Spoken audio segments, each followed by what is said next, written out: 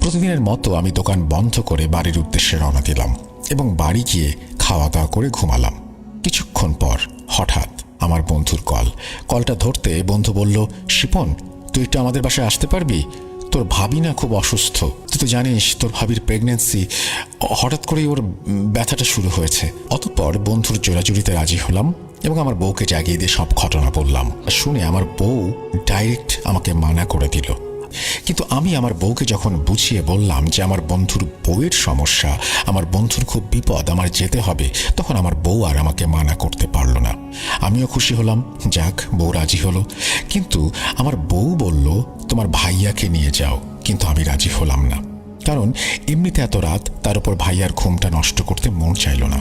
তখন ফোনটা হাতে নিয়ে দেখি 3:20। আমি একটা শার্ট হাতে নিয়ে একটা লাইট সহ বেরিয়ে পড়লাম। আমি যে রাস্তা দিয়ে যাচ্ছিলাম ওইটা খুব নির্জন একটা রাস্তা, কিন্তু প্রতিদিন সেই রাস্তা দিয়েই আমি বাড়ি যাই। রোডটার সাথে কবরস্থান আছে, সাথে তাল গাছ, বাঁশ গাছ, অনেক কিছু লতাপাতা, এবং সাধারণত এত রাতে এই জায়গা দিয়ে কেউ যাওয়ার ভুল করবে না।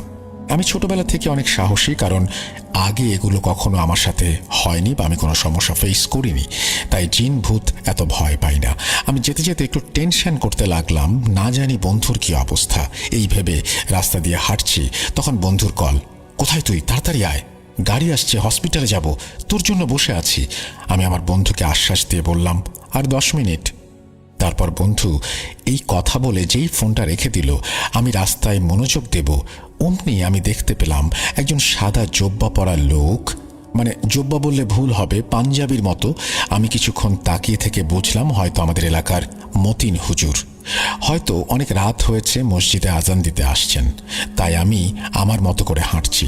কিন্তু কিছু দূর যাওয়ার পর আমি খেয়াল করলাম মতিন হুজুর আমার দিকেই আসছেন, মানে আমি রাস্তার বাম পাশ দিয়ে যতই যাচ্ছি উনি ততটাই আমার গায়ের দিকে ঘেঁষে আসছেন।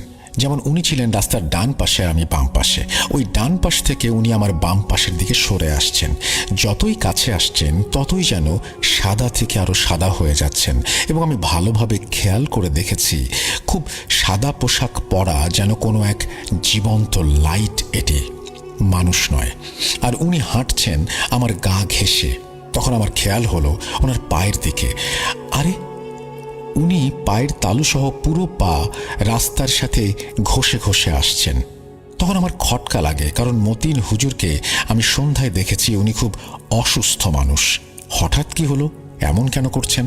তখন আমার হঠাৎ করে না চাইতে অনেক ভয় লাগা শুরু করলো। এসবের পাল্লায় আগে পড়িনি, ভয় করার কথা না, তাও মনের অজান্তে ভয় লাগছে।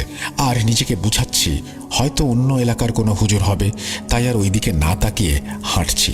হঠাৎ লক্ষ্য করলাম ওই লোকটা অনেক তাড়াতাড়ি আসছে এবং আমার থেকে মাত্র 10 হাত দূরে।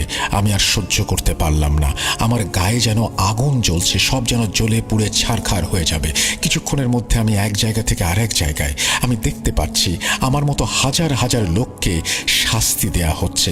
ভালো করে খেয়াল করে দেখলাম সবগুলো মানুষকে আমার মতো দেখাচ্ছে।